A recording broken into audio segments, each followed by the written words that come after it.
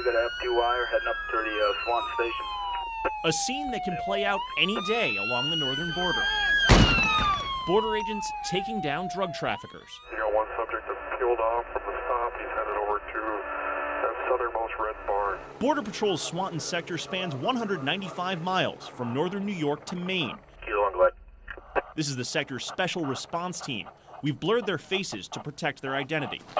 Showing's clear. This is just a training exercise, and Border Patrol invited some neighbors who live along the border to come out and watch. We're a lot safer than we appear to be. It is the most informative thing I've seen that they have done on the border in quite some time. Our prime concern is to keep terrorists and terrorist weapons out of this country, and we show the local folks how we do that. And agents say when they're looking for terrorists, sometimes they'll find something else. Marijuana, my friend. Anybody have eyes on that body that bailed? The agents search for the one who got away. The K-9 has the scent, and a helicopter keeps watch from above.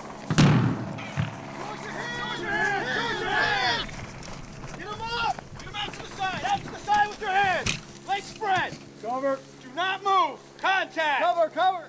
The agents find their bad guy. Suspect in custody will be 13 men here. This time, it was all for show, but they're ready for the real thing. In Swanton, Matt Gearin, News Channel 5.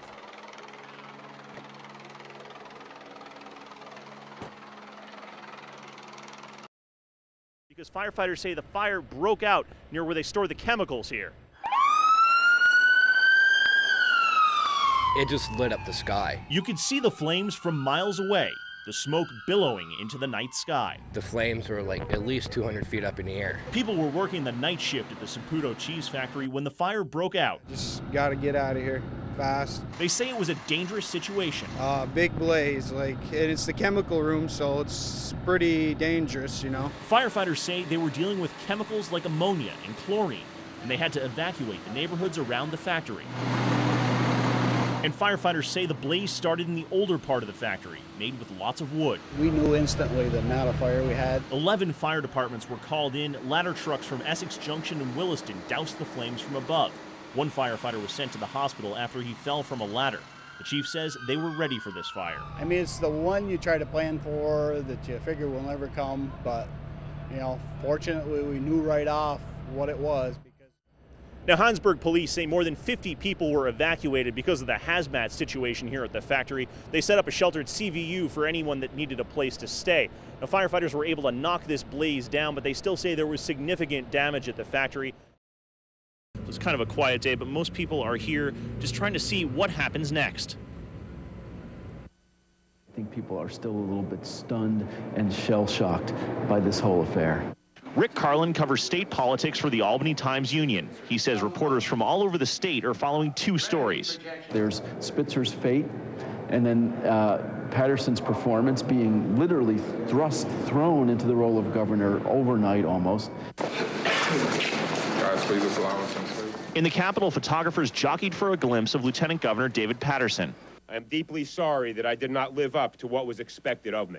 But many are also saying Spitzer's problems didn't end with his decision to resign. Eliot Spitzer is looking at legal problems, and there's a chance he could go to prison, which, you know, given his reputation as a crime fighter and a tough crime fighter, is just an amazing turn of events. Ken Lovett used to write for the Plattsburgh Press-Republican. Now he reports from Albany for the New York Post. He says Patterson is scrambling to put together his administration. He and his staff are busy working. They've got a budget to deal with by the April 1st deadline. There's a staff to build around them.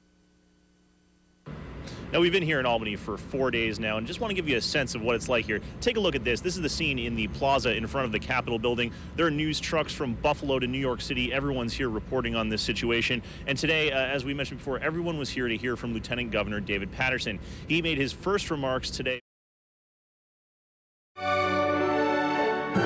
They may still be in high school, but don't let that fool you.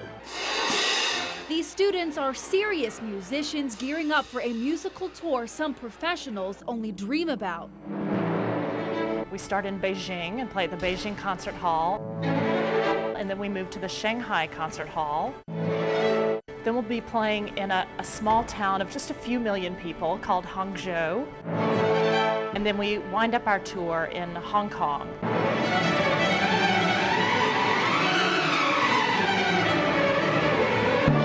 92 musicians from the Vermont Youth Orchestra are heading to China to play 4 major performances in front of thousands. And while you may think that's a feat in and of itself, they'll be playing brand new music they've seen only a handful of times. It was kind of shocking to get new music and know that you have to play it in a whole new country for people that are usually exceptionally good musicians.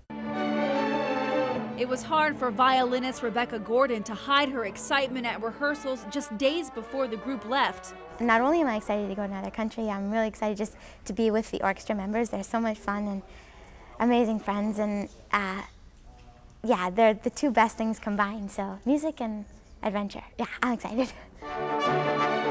18-year-old Ted Calcani says he can't wait to play his trombone on the Great Wall of China and get a taste of the Chinese culture. Traveling to China, I guess try to take in as much as I can and learn. But most of all, they hope the 2-week trip will make them better musicians and provide a real eye-opener if they make music their career. In Colchester, Mia Moran, News Channel 5.